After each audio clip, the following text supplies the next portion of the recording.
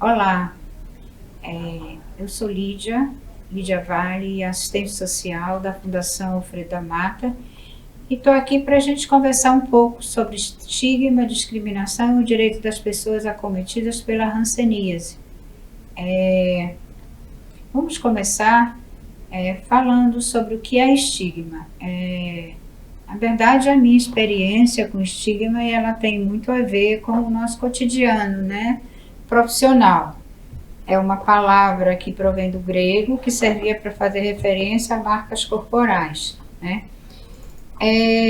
O estigma ele está diretamente ligado com a hanseníase, no sentido que a forma que a hanseníase foi abordada aqui no Brasil e no mundo no início do século ocasionou muito estigma e discriminação. Vamos entender o que é estigma. Os gregos eles tinham uma forma de marcar as pessoas que eram pessoas que não eram benquistas na sociedade com fogo ou com marcas pelo corpo. A gente pediu ajuda, né, de um teórico que trabalha com essa questão do estigma, que é Erwin Goffman, que ele diz que há 3 tipos de estigma, né? As abominações do corpo, que são as várias deformidades físicas, as culpas de caráter individual, vontade fraca, paixões tirânicas, e os estigmas tribais de raça, nação, religião, que podem ser transmitidos através da linhagem e contaminar por igual a todos, né? Em todos esses exemplos de estigma, o que nós temos? O indivíduo que possui um traço que impede que outros atributos seus sejam reconhecidos. Com isso, fazemos vários tipos de discriminação. Construímos uma teoria do estigma, uma ideologia para explicar sua inferioridade do perigo que ela representa, e utilizamos termos específicos, aleijado, bastardo, retardado. Erwin Goffman, ele também informa para a gente que o estigma é um atributo profundamente depreciativo. Tem uma coisa interessante também para a gente pensar sobre estigma, que ele é um processo construído socialmente. Ele não é estático, está em constante mutação. E por que ainda é tão importante falar sobre estigma em relação à hanseníase? O estigma ele tem sido um fator de falha nos programas e estratégias implementados para o combate à hanseníase, porque a existência do medo, da discriminação, preconceito, dificuldade das pessoas entenderem os processos de tratamento, de cura da hanseníase, afastam essas pessoas dos serviços de saúde, faz com que essas pessoas não busquem o atendimento precoce, o tratamento oportuno com as poliquimioterapias, a prevenção e tratamento de incapacidades e a vigilância de contatos domiciliares. Com essa dificuldade de acesso a essas pessoas acometidas pela hanseníase, a gente vai ter a manutenção do estigma, porque essas pessoas provavelmente vão ter acesso ao tratamento já de forma tardia, ficando com sequelas que vão identificá-los enquanto pessoas que tiveram hanseníase, foram curados, mas para a sociedade eles vão carregar uma marca corporal, que é o estigma, né? Que os identifica, que os marca, que mostra que aquela pessoa teve hanseníase. Para as pessoas que estão ao redor, fica a pergunta: será que ele está curado? Será que ele ainda transmite? Será que é perigoso estar perto dele? Então, é uma situação que a gente... não falar de estigma é inviabilizar várias ações de controle da hanseníase. Essa figurinha que a gente vê ao lado aí mostra uma pessoa, né, que é vítima de discriminação. E a discriminação, ela é produto do estigma. E Ao mesmo tempo que a gente coloca uma pessoa, que o estigma coloca, ou a discriminação coloca alguém fora do nosso pé, longe da gente, ela também coloca essa pessoa em evidência. Então, isso aí está representado pelos faróis que estão iluminando ela, né? Pela ação de tristeza que a gente vê no semblante, né? Então, é uma maneira da gente procurar perceber nas nossas unidades de saúde, pessoas que estão lá no cantinho, e por que será que elas estão lá naquele cantinho isoladas, né? Se ali não está ocorrendo uma situação de discriminação.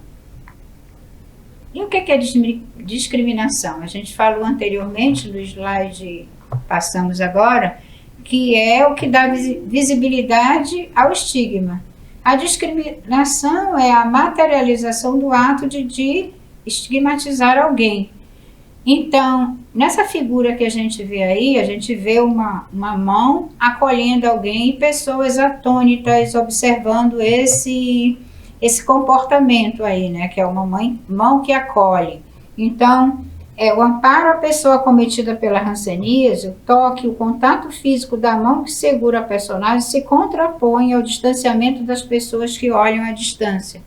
Então, uma das maneiras também de se combater o estigma é muito menos falando dele, mas fazendo atos no nosso cotidiano que combatam o estigma. E acolher, tocar, é um deles.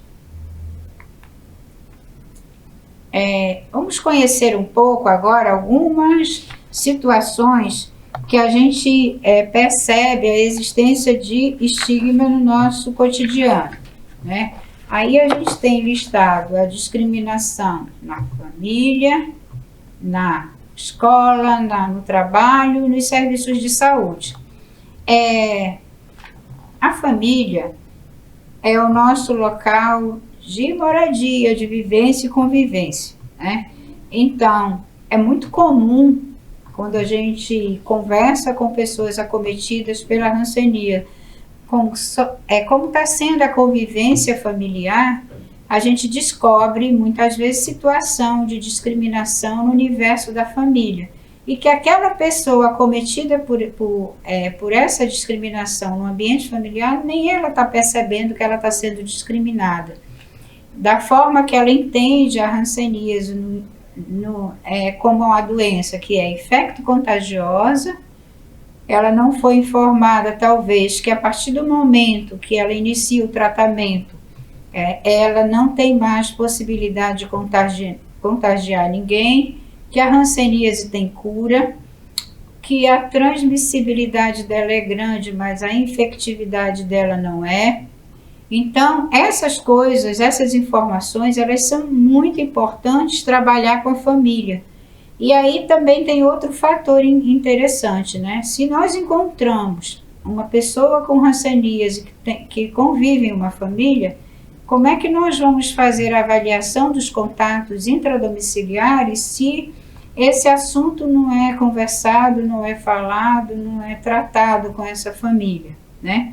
Então, a forma da gente combater isso é se colocando à disposição, fazendo uma escuta e possibilitando que essa pessoa possa ter um profissional de saúde, seja enfermeiro, médico, técnico de enfermagem, agente comunitário de saúde, o profissional que está na unidade de saúde seja alguém que possa ajudá-lo nessa intermediação com a família. Isso é muito importante, a gente está trabalhando essas questões no cotidiano da unidade de saúde.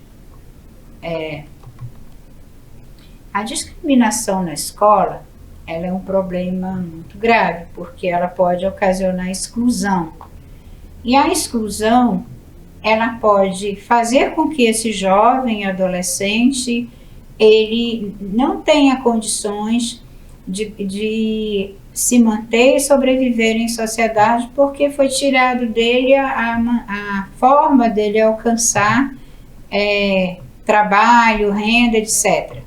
Bem, é muito comum a gente também perceber situações de discriminação na escola. E recentemente eu participei de uma atividade, um município aqui no Amazonas, e a gente percebeu quanto as informações sobre hanseníase, né, as 4 boas notícias que se tem sobre hanseníase, que são que ela tem cura, que o tratamento é gratuito pelo SUS, que o tratamento ele é ofertado nas unidades de saúde e que a pessoa, a partir do momento que ela inicia a primeira dose supervisionada, ela não transmite mais. Portanto, essa criança que é encontrada na escola com hanseníase, inicia tratamento, ela deve continuar convivendo, participando de todas as atividades escolares, sem discriminação. E para isso, uma sugestão que a gente oferece aqui é que qualquer atividade de busca de hanseníase em escolares, que se trabalhe o corpo docente, porque são eles que vão dar continuidade a esse trabalho de informação e formação da comunidade, porque através das informações passadas de forma correta, sem preconceito, esclarecendo todas as possibilidades, eles podem ajudar pais e alunos e colegas de trabalho a diminuir a discriminação e combater o estigma que possa estar sendo veiculado no ambiente escolar. Vamos falar agora da discriminação no trabalho. A pessoa que faz tratamento de hanseníase, ela não é incapaz para o trabalho, a menos que ela tenha complicações no tratamento, que são eventos não tão comuns. Então, ela pode participar de concursos públicos, ela pode continuar suas atividades laborais, pelo mesmo motivo que o aluno deve continuar na escola. Não há contraindicação de continuidade no trabalho. E agora vamos falar do nosso ambiente de trabalho, né, que são os serviços de saúde. A discriminação nos serviços de saúde é inaceitável, porque nós temos acesso à informação, nós temos os manuais disponibilizados pelo Ministério da Saúde, nós temos depoimentos, a gente está em constante contato com pessoas em tratamento e a gente tem testemunho de cura, a gente visualiza isso no semblante dos pacientes. E aí, a gente vai ter que pensar como é que nós vamos agir dentro das nossas unidades de saúde para que esse estigma não seja mantido e alimentado no cotidiano. Recentemente, a gente teve contato com uma profissional de saúde que ela usa luvas e máscara no atendimento das pessoas com hanseníase. E segundo ela, é uma proteção, porque senão ela pegaria hanseníase.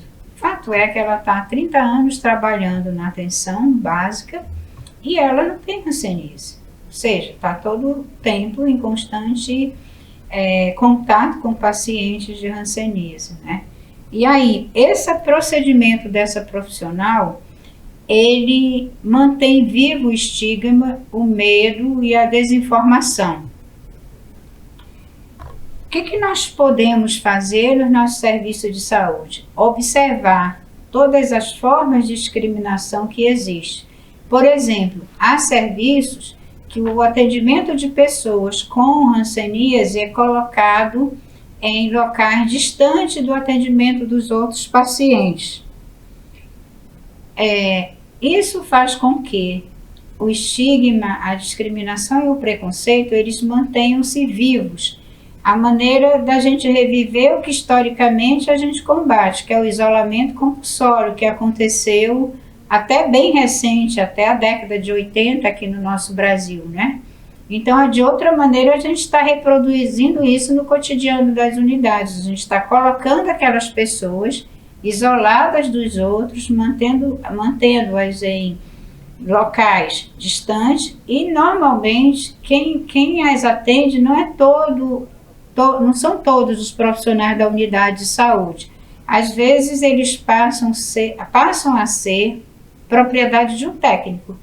A gente observa que raramente eles têm consultas médicas ou outras consultas de outros profissionais de saúde, vão às unidades de saúde para receber a dose supervisionada, e o tratamento consiste em verificar se ele tomou a dose supervisionada, a reagendar o novo retorno, e assim, sem se preocupar com as outras questões relativas à saúde desse paciente. Ou seja, ele é um paciente com hanseníase, mas ele tem uma saúde integral que deve ser cuidada.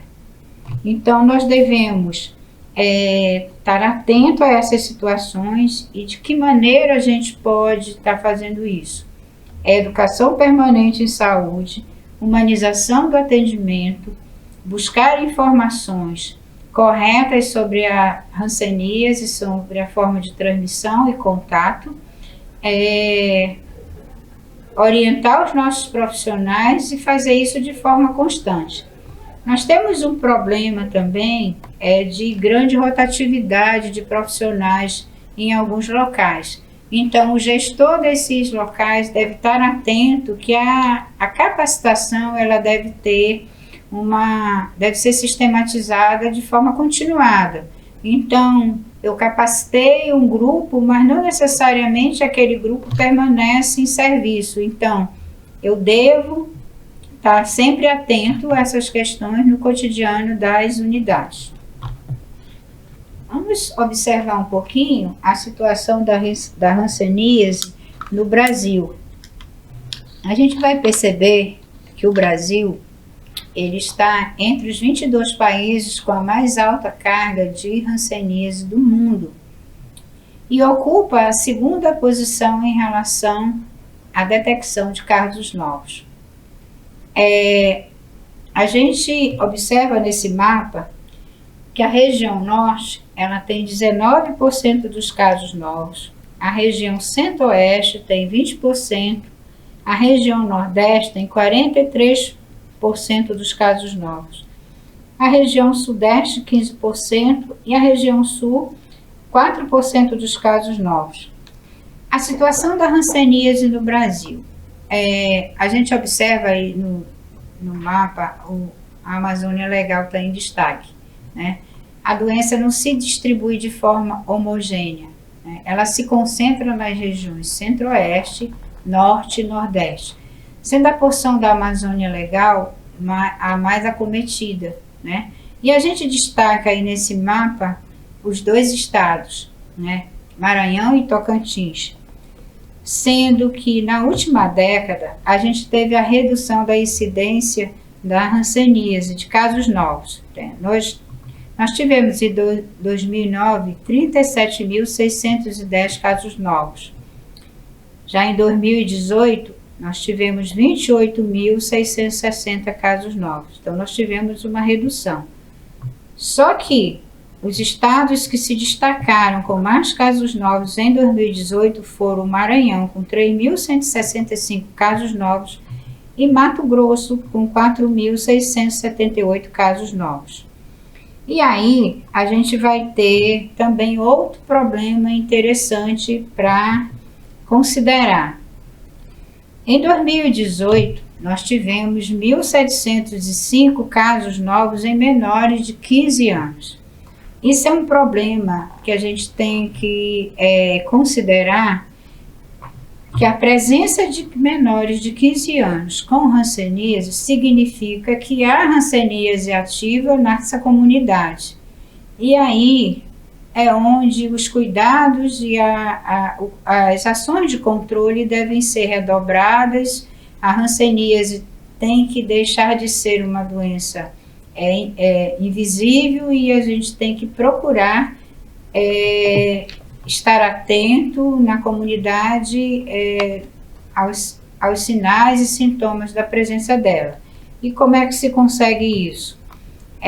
Avaliação constante, né? Oferta de exames dermatoneurológicos nas unidades de saúde, que é muito comum a gente observar uma grande mobilização durante o janeiro lilás, né? E Durante o resto do ano, a hanseníase ela volta de novo para a gaveta, né? E aí isso não é legal. A gente se preocupa no preparo clínico com a verificação da pressão arterial, peso, altura, às vezes taxa de glicemia, mas a hanseníase que precisaria do exame do corpo, precisaria de atividade educativa contínua nas salas de espera, ela não é apresentada aos usuários do serviço. Agora, a gente vai dar uma olhada nas políticas públicas para combate à hanseníase no Brasil.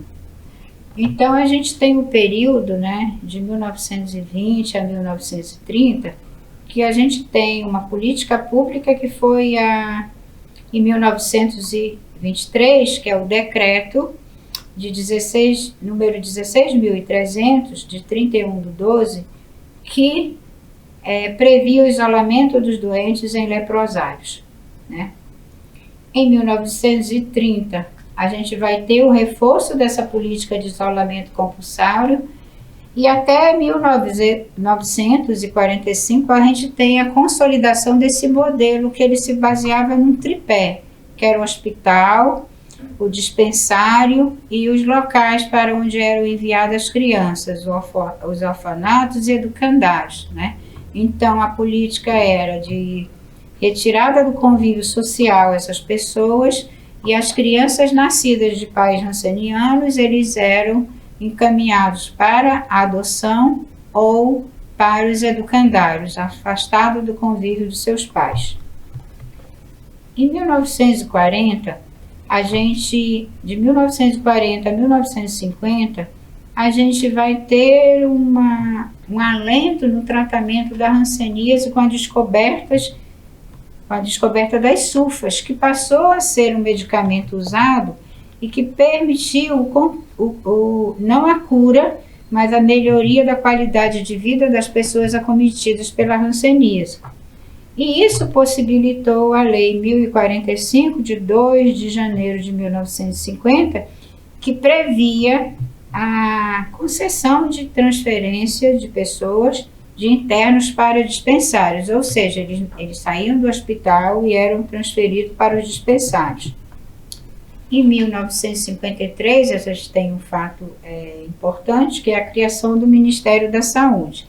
Anteriormente, a pasta da saúde era junto com a pasta da educação e dificultava ações de controle da hanseníase, né, com duas pastas importantes juntas, né?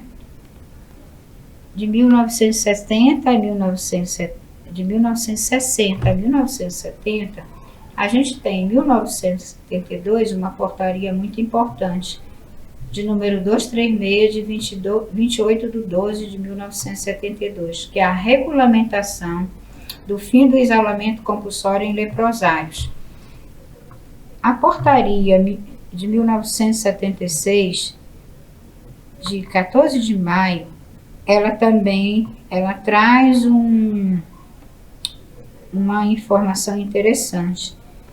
É a substituição do termo lepra por hanseníase na rotina de saúde. Essa medida visava a diminuição do estigma em relação à doença. A portaria número 165, de 1976, que estávamos falando, ela também estabelece uma política interessante de controle da hanseníase, ações de educação e saúde, tratamento dos doentes, prevenção de incapacidade e aplicação da vacina BCG nos contatos sadios. Em 1980, a gente vai ter um marco importante na história da hanseníase, que é a introdução da polioquimioterapia no Brasil. A polioquimioterapia, ela permitiu que a gente pensasse pela primeira vez na possibilidade de cura para a hanseníase. Em 1995, a gente vai ter a Lei 9.010, que torna obrigatório e proíbe o uso do termo lepra e seus derivados na linguagem empregada nos documentos oficiais. Na atualidade, nós temos mais recentemente, em 2006, a gente tem o reconhecimento das unidades de saúde como centro de referência nacionais e macro-regionais para tratamento da hanseníase. Tem nesse período também um marco importante, que é o reconhecimento, através da lei número 11.520, da pensão especial indenizatória a todos os pacientes que viveram asilados até o ano de 1986. A portaria número 793 de 24/4 institui a rede de cuidados à pessoa com deficiência no âmbito do SUS. Essa rede de cuidados, ela prevê a questão da prevenção da incapacidade, da oferta de órtese, próteses e materiais que possibilitem a melhoria da qualidade de vida das pessoas acometidas pela hanseníase que terminaram o tratamento e ficaram com sequelas da doença. Em 2016 a gente tem um marco importante, que é a publicação das diretrizes de vigilância, atenção e eliminação da hanseníase como problema de saúde pública. Essas diretrizes, elas prevêem a redução de carga de hanseníase no Brasil e evidencia bem a necessidade de educação em saúde dirigida às equipes de saúde, aos contatos de casos índices, aos pacientes e acompanhamentos, aos líderes comunitários. O objetivo dessa diretriz é incentivar a demanda espontânea de pessoas com sinais e sintomas possíveis de ser hanseníase aos serviços de saúde. E ela também norteia as diretrizes para a manutenção dos serviços. E eu gostaria de destacar também, em 2019 e 2022, a Estratégia Nacional para Enfrentamento da Hanseníase, que tem como objetivo geral reduzir a carga de hanseníase no Brasil e tem como propósito apresentar metodologias diferenciadas para as diferentes realidades de endemicidades existentes no país. A gente viu anteriormente que a hanseníase não se distribui de maneira homogênea no território brasileiro. Portanto, as medidas de combate a ela têm que ser de acordo com a realidade dos municípios. E ela visa subsidiar o planejamento nas 3 esferas governamentais. Agora, a gente passa a palavra para a colega Ione, que vai dar continuidade à apresentação. Meu nome é Ione, eu sou assistente social da Fundação Alfredo da Mata, trabalho há 24 anos no ambulatório de dermatologia, atendendo pessoas acometidas pela hanseníase com ou sem deformações.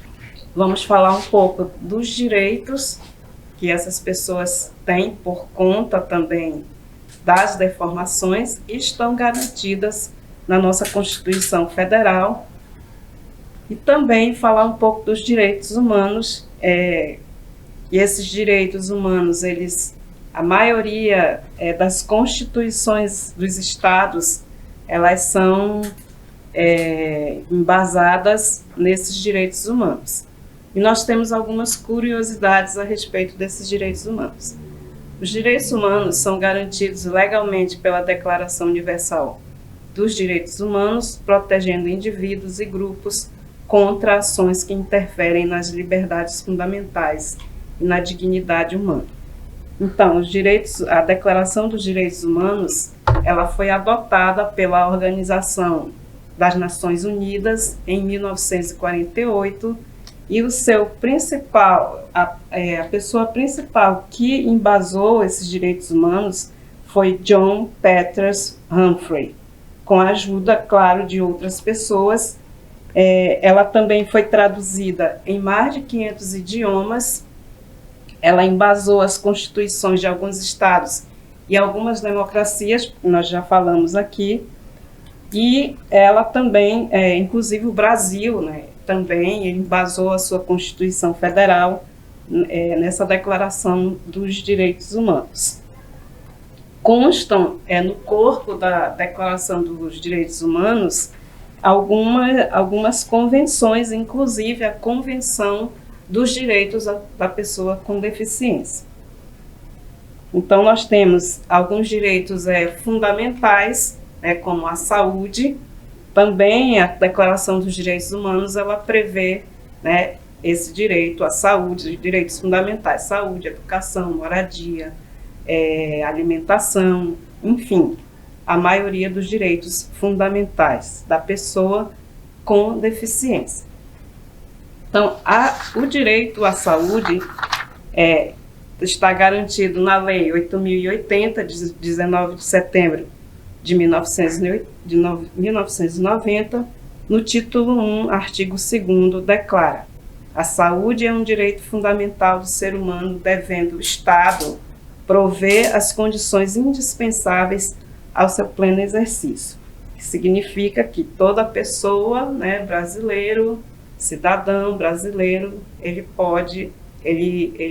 tem acesso a esse serviço, que são os direitos à saúde. E, especificamente, a pessoa acometida pela hanseníase também pode ter acesso a esse direito, que é brasileiro, no mundo inteiro não existe, pelo que a gente já pesquisou, essa lei, a 8.080, talvez só exista aqui no Brasil esse modelo de saúde que é gratuito e universal. A Lei 8.080, ela prevê, ela tem os seus princípios fundamentais de integralidade, de universalidade e de equidade. No princípio da universalidade, a gente pode verificar que a saúde ela é oferecida a qualquer pessoa pode ter direito à saúde independente da sua condição, de cor, de raça, de nacionalidade, de condição financeira, enfim, qualquer pessoa pode procurar o Sistema Único de Saúde para fazer qualquer atendimento. Esse é no princípio da universalidade. E, consequentemente, as pessoas acometidas pela hanseníase, elas também devem procurar o sistema, porque ele é aberto para todos, mas, infelizmente, existe aí, como a colega Lídia falou, na sua fala, ela colocou, existe ainda a questão do estigma e do preconceito que muitas vezes impedem essas pessoas a procurarem o atendimento de imediato. Quando elas vão procurar, ela já está apresentando alguma deformação, que às vezes essa deformação ela pode ser irreversível. E nós temos também, nesse quesito dos princípios, o princípio da integralidade. No atendimento, no princípio da integralidade, estão previstos atendimentos de consultas especializadas, que em muitos casos não há como fazer nas unidades básicas, isso é competência da média complexidade ou da alta complexidade. No caso das fisioterapias, atendimento odontológico, ou até mesmo outros casos que não sejam relacionados com a hanseníase, algum problema relacionado com cardiologia, enfim, Então, esse paciente ele não tem só uma necessidade, que no caso a hanseníase, porque ele está naquela unidade fazendo aquele tratamento, mas ele pode ter também apresentar outros agravos que podem ser resolvidos mediante o olhar daquele profissional que está atendendo, né, aquela pessoa naquele momento. E que, por vezes, ele deixa de comentar ou de falar para o profissional, né, porque ele se exime daquela fala, muitas vezes ele não comenta, não fala nada para o profissional. Então, isso seria o princípio da integralidade. Nós vamos ter também o princípio da equidade, que esse eu acho importante. A equidade está relacionada ao acompanhamento, ao tratamento dos desiguais. No caso da hanseníase, pessoas acometidas pela hanseníase, isso é muito oportuno, né, porque são pessoas que carregam o estigma, né, um preconceito, de certa forma. Ela não quer se apresentar no serviço de saúde, ela não quer se identificar como sendo aquela pessoa diferente, né, porque ela tem hanseníase que as outras pessoas da comunidade ou daquele serviço as vão reconhecer por causa desse tratamento que elas fazem. Em muitos casos, às vezes, eles realmente carregam, eles têm a deformação, já apresentam a deformação, né, e essa pessoa ela não quer ser intitulada como uma pessoa que é hanseniana. Essa palavra, apesar dela ter sido mudada, né, na lei, mas ela continua ainda sendo um conceito de estigmatizante. Ninguém quer ser hanseniano, ninguém quer ser leproso, né? Então, a equidade ela vai justamente, né, tratar desse diferencial, né? E a unidade de saúde ela deve estar preparada para atender essa pessoa diferente, que é a pessoa acometida pela hanseníase. Direitos da pessoa com hanseníase no serviço de saúde. A gente já falou um pouco, né, que a gente tratou dos princípios da universalidade, da integralidade, da equidade. Então, os direitos que a pessoa tem nas unidades de saúde são a consulta, o diagnóstico, o tratamento, os encaminhamentos, né? Consultas com um médico especialista, porque o dermatologista é o profissional competente para atender esses casos de hanseníase.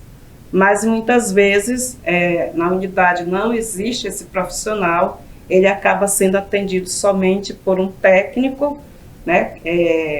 Existe uma pessoa lá treinada naquele local e em muitos casos não são vistas as outras necessidades de doença que ele tem, outras necessidades de agravo. Essa pessoa acaba ficando sem esse atendimento, e também porque em muitos locais do nosso país não tem o recurso adequado para fazer esse atendimento total da pessoa acometida pela hanseníase.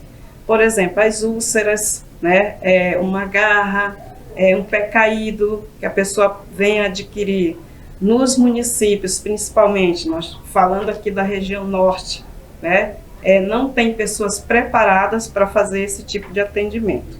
E tampouco essa pessoa ela tem a possibilidade de ser transferida para a capital, né, somente para fazer, às vezes, só uma fisioterapia para melhorar esse agravo que ela adquiriu, né? Então é dificultoso, né, é muito difícil acompanhar esse tratamento.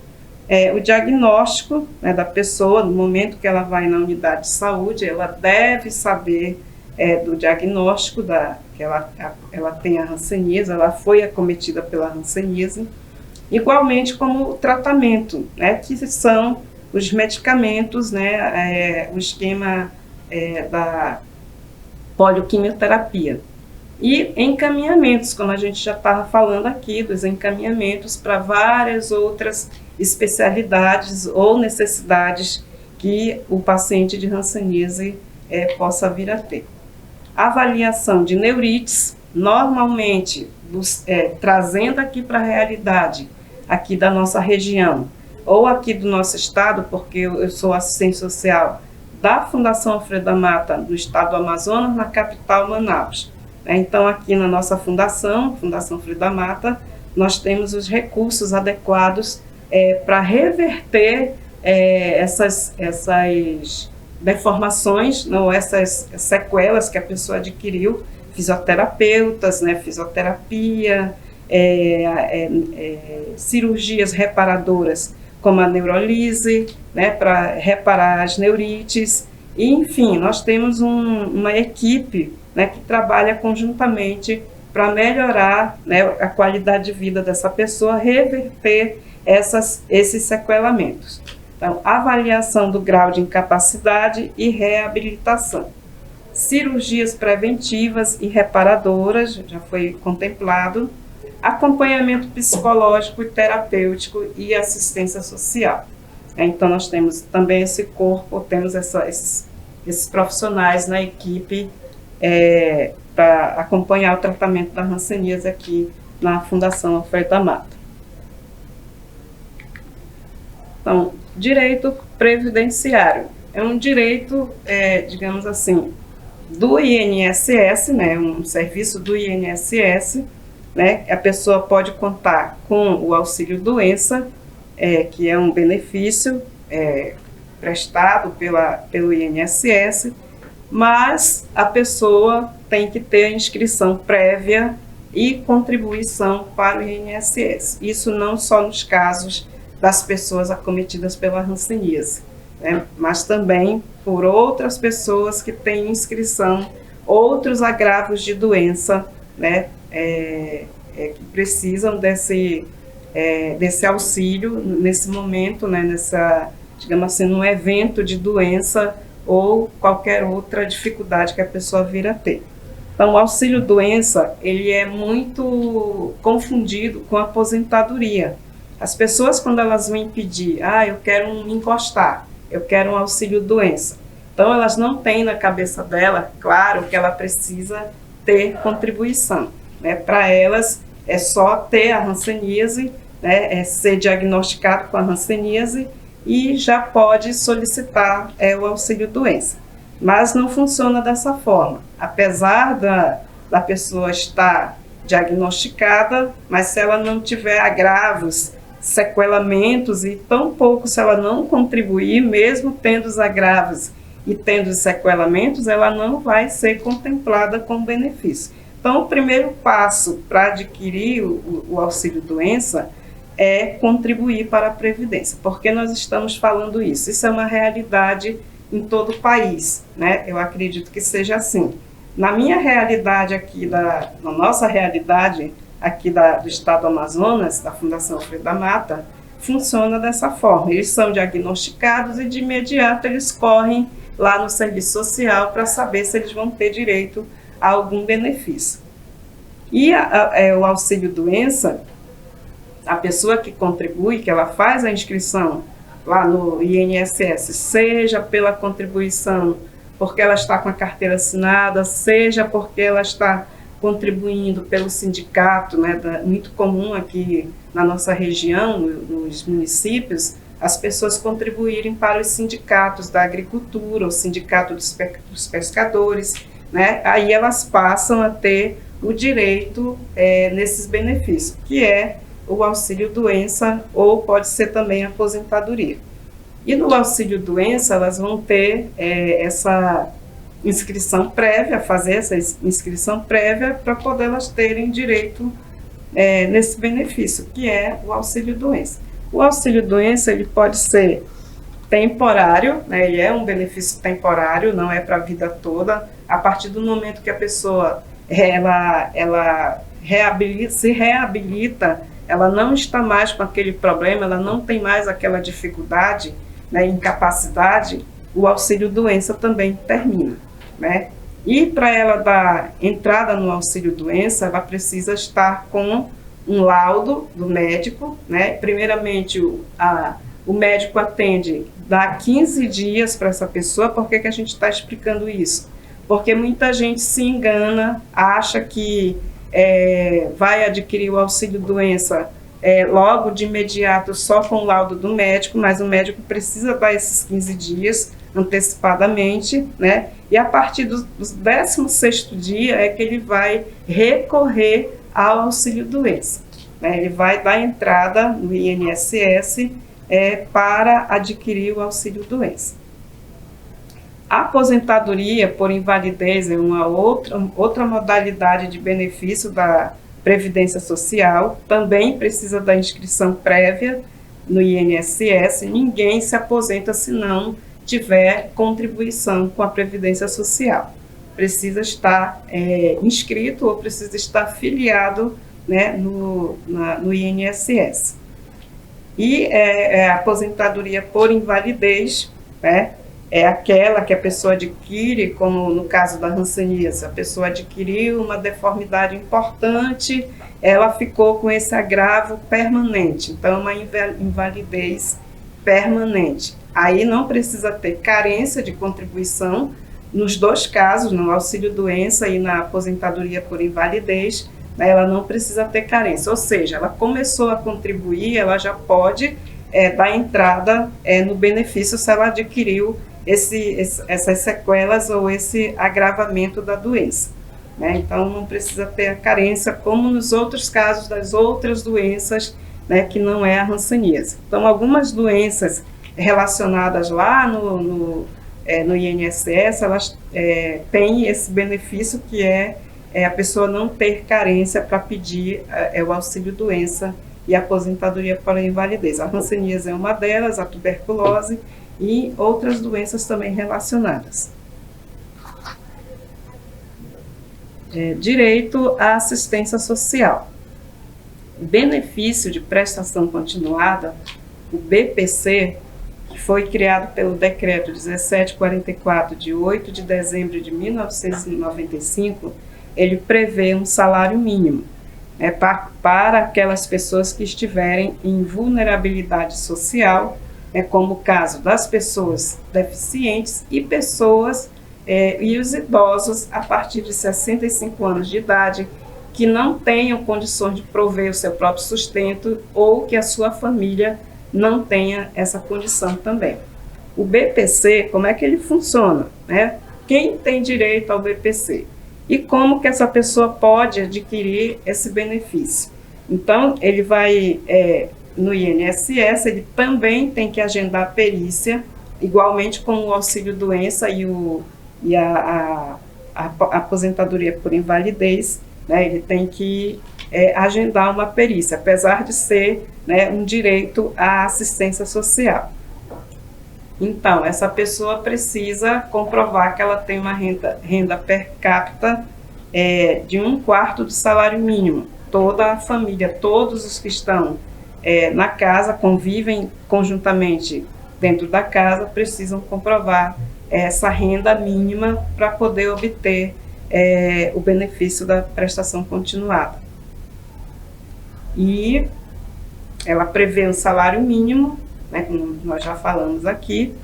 Em relação à pessoa acometida pela hanseníase, nós estamos buscando todos esses direitos, os mais comuns e os mais fundamentais, né, que o paciente de hanseníase pode ter acesso, pode buscar, né, pode pleitear esse benefício para ele. Ele tendo esses agravos de sequelas ou de deformações causadas pela hanseníase. Então, se ele não tem contribuição, esse benefício, ele não precisa de contribuição, né? A pessoa pode ir lá e pode solicitar, mediante o atestado médico, o laudo médico. No caso das pessoas portadoras de deficiência, elas vão comprovar através do laudo médico que ela tem uma deformação irreversível e que naquele momento ela não pode exercer nenhuma atividade laborativa, né, mas que também o benefício de prestação continuada ele pode ser cortado a qualquer momento. Assim, o INSS comprove que aquela pessoa já não tem mais aquela dificuldade, aquela aquela deformação que deu origem ao benefício. Então, direito à isenção de tributos. É um direito da pessoa com deficiência, se ela quiser comprar um carro ou algum familiar que queira comprar um carro para conduzi-la, porque isso acontece muito, ela não pode dirigir, mas os filhos, os sobrinhos podem fazer isso por ela, e ela, em seu nome, ela pode adquirir um automóvel, né, para servir para ela mesma. As pessoas com deficiência física ou seus representantes legais, né, vão ter isenção de IPI. Alguns estados, os automóveis podem ser adquiridos com isenção do ICMS. O financiamento de automóveis de fabricação nacional para as pessoas com deficiência também é isento de IOF. Aqui nas figurinhas, né, a gente tem dar continuidade ao direito de ir e vir. Em muitos casos, o automóvel ele facilita a deambulação dessas pessoas acometidas pela hanseníase. Muitos deles não têm mais condições de caminhar sozinho, andar sozinho, já são cadeirantes, então necessitam dessa ajuda, né, para fazer as suas consultas, para ir fazer os exames, né, que a maioria deles, se já não tem mais essa mobilidade, vai precisar ter um conforto, né, de um carro, e também porque vai servir utilmente para essa pessoa, né, ter acesso aos serviços de saúde. Importante saber informações sobre a hanseníase. Se ainda não houver conselho no seu município, fale com o Conselho Nacional de Direitos, CONAD. Quer saber como criar um conselho? Ligue para o CONAD. Telefone aqui no slide. Saiba mais sobre a hanseníase e ajude a divulgar informações corretas. Disque Saúde 136. E aqui na figurinha, o ato de cuidado e a visão compartilhada. Então, tanto dos profissionais de saúde, essa visão compartilhada, né, porque isso faz com que o atendimento seja fortalecido, né, como também da pessoa que está sendo atendida, né, e ver o outro, porque a gente está lá no serviço, a gente quase não se preocupa com a pessoa que está na nossa frente, né, o paciente, especialmente o paciente de hanseníase, porque eles têm muitas necessidades, muitas, não só de assistência à saúde, de assistência nos benefícios, né, enfim, são muitas coisas para a gente refletir, né, a respeito desse trabalho que nós fizemos aqui, apresentamos para vocês, né, estamos aqui abertos para informações futuras, se vocês quiserem também. E é bom estar aqui falando, né, de hanseníase para vocês. Então, nós vamos ter aqui no finalzinho uma fala, né, que é de um paciente que viveu, ele vivenciou nas colônias, na colônia, né, onde ele permaneceu a maior parte da vida dele. Ele tem um relato muito bonito, muito importante, né, que fala também sobre o estigma, né, que a minha colega Lídia já colocou aqui para nós, né, já falou sobre o estigma, mas esse paciente, o Bacurau, esse é o apelido dele, né, que Francisco Augusto Vieira Nunes, ele fez esse relato sobre o que ele sentia, né, como ele viveu esse estigma quando ele estava segregado, né? Porque antigamente as pessoas viveram segregadas nas colônias em todo o Brasil. Então, qualquer programa de combate à hanseníase que não inclua campanha informativa à população é paliativa e incompleta, é ineficaz, a não ser que a gente queira viver de hanseníase. Nós temos aqui na nossa referência várias leituras que podem ser acessadas, né, para vocês lerem e refletirem, né? São muito importantes e através delas nós também aprendemos muitas coisas, né, sobre o estigma, apesar de trabalharmos há muito tempo com hanseníase. A gente imagina que o estigma, a discriminação, né, já tenham terminado. Mas um dia desse mesmo eu ouvi um relato de uma senhora que ela me falou: meus vizinhos, eles não querem falar comigo, meus vizinhos fogem de mim, quando eu estou perto eles se afastam, né? E eu fiquei imaginando, e também já estávamos elaborando esse trabalho, e fiquei pensando no nosso trabalho. Então tinha tudo a ver a fala dela com o trabalho que a gente está apresentando aqui agora.